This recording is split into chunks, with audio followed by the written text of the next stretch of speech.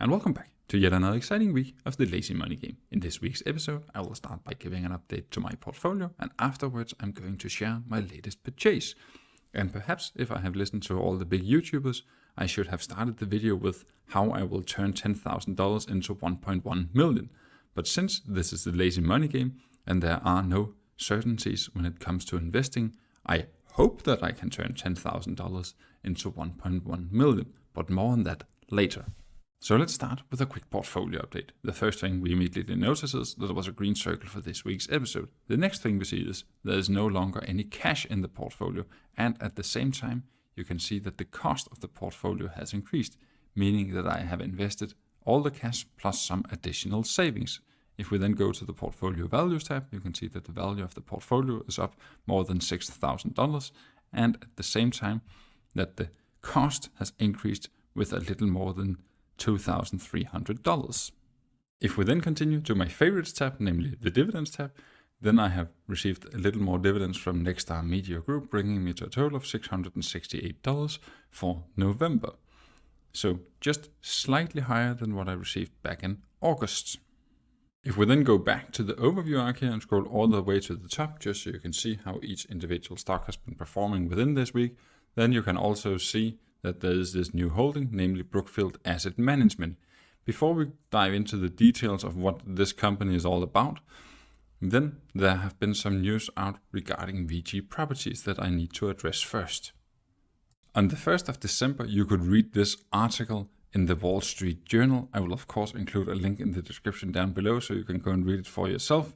But basically, Blackstone is selling their stake in MGM Grand and Mandalay Bay for a price of $5.5 billion, and they were owning 49.9% of those two luxury hotels. What the interesting part here is they are selling them with a profit of $700 million compared to the price that they paid 3 years ago.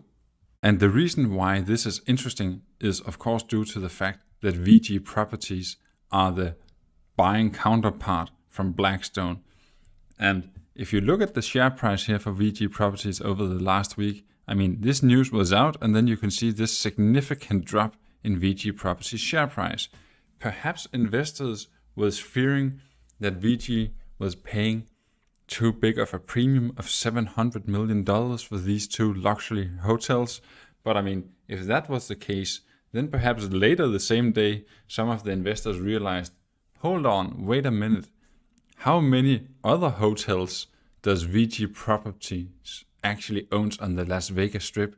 I mean, if the Mandalay Bay and the MGM Grand has increased so much in value, what does that say regarding the rest of the properties that VICI owns? So perhaps this is not bad news for VICI that they're buying for $5.5 billion. Maybe this actually means that the real estate that they already have has increased significantly in value as well. So this is of course quite interesting when you are a shareholder in VICI Properties.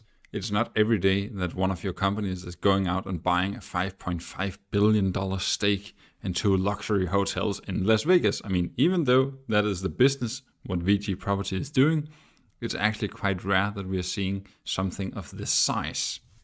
If we then continue to some more positive news within the portfolio, then I'm happy to announce that Merck has increased their dividend by 5.8%, from 69 cents per share to 73 cents per share. This is one of the reasons why I really like dividend growth investing. I mean, even though we have an inflation above 10%, it's still nice to see that you are getting 6% more cash flow here compared to what I did last year.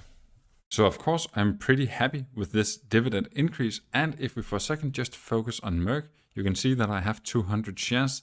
That means if we scroll a little to the side here, that I'm getting an additional $8 in dividends per quarter. And in order to get that, I need to have my $15,000 investment at risk, where I can potentially lose all of it if the company goes bankrupt.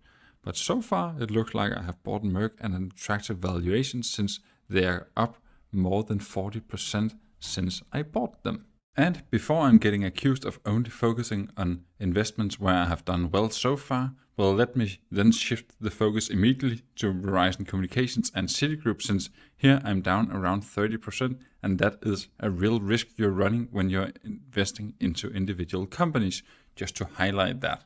If we then continue to my latest purchase, namely Brookfield Asset Management, then you can see that I have purchased 220 shares into this company during this week, and I have paid a little more than $10,000 for them. And they are a dividend payer, but they are not really high on the yield. You can see here that the effective yield which I have purchased them at is 1.22%, meaning that they are paying 14 cents per share. If you're not familiar with Brookfield Asset Management, then let me try and go through what is it that they are doing. So before we look closer at Brookfield Asset Management, let me just share how I actually came across this company. Since a couple of weeks ago, I presented this webpage called Dataroma, where you can see what the super investors are actually investing in. And I looked through what Momish Pabrai has been investing in, and I saw that Brookfield Asset Management was on his list. And then at the same time, I also saw just Tarasoff. So naturally, I was a bit curious to know more. So as always, if I want to know more about a business, I try and Google them and I go to the company webpage.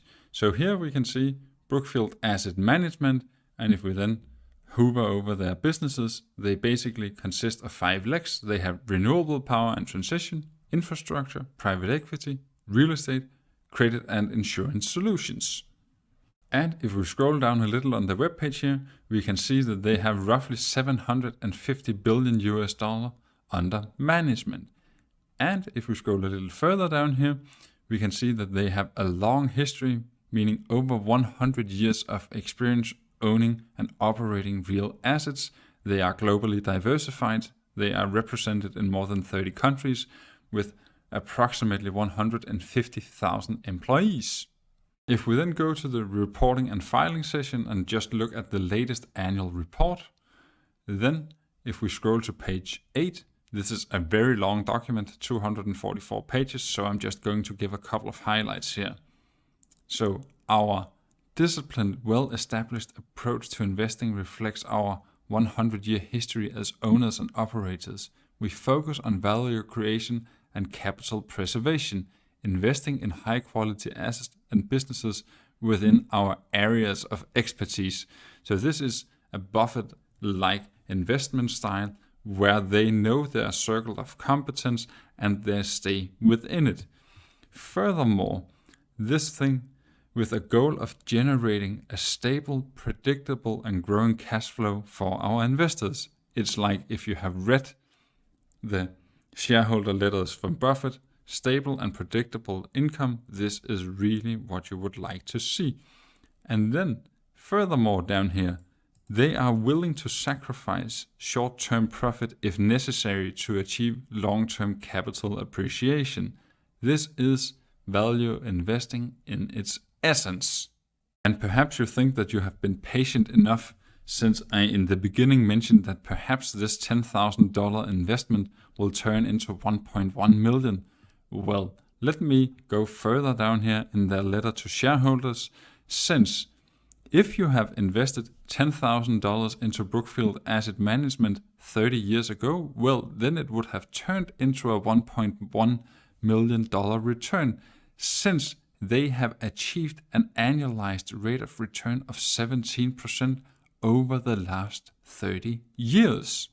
So an annualized rate of return of 17%, that is absolutely amazing and something that almost all investors should be extremely happy about receiving.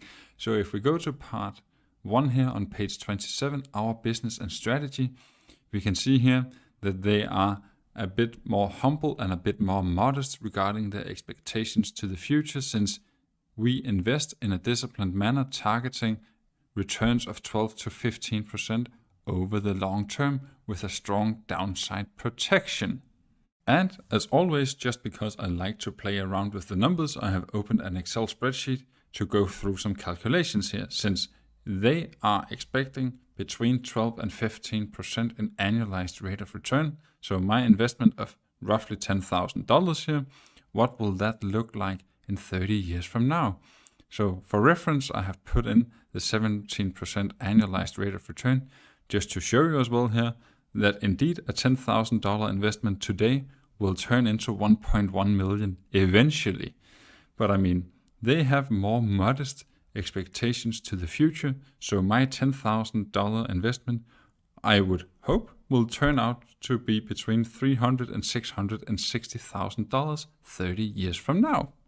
And as always, when it comes to historical returns, just remember that they are no guarantee for future returns. If we take a look at the price graph here, we know that Mummies per Brian, just Terasoft, has been buying within Q3, meaning from the 1st of July and all the way up until the 30th of September. So when we're looking at the price graph here, we can see roughly around $45, then all the way up to $53, and all the way down to just a little more than $40 here. So when I'm buying just below $46, I should be within their range. Maybe I am 10% off. I simply do not know when exactly they bought, but roughly within the same range, I would say. So to quote Mummies per Brian here, I'm a shameless cloner when it comes to this investment, since I didn't know about this company until I saw that Mummies per Brian, just Terasoft, has been investing in it. So I didn't have any idea about the potential for this company. But after I have seen that they have bought into it, I tried to research about the company, and what I saw was something that I was happy to see. So hence I went and invested into Brookfield Asset Management. So that actually sums it up for yet another exciting week of the Lazy Money Game. And as always, remember, just because I have bought a stock doesn't mean that you should buy the same. Always remember to do your own research and your own due diligence before you put your money at risk, even if you are a shameless cloner just like me. And if you have enjoyed the content and have made it all the way to the end of the video, then please consider leaving a like or subscribing to the channel. It really helps me out a lot. And until I see you next time, bye!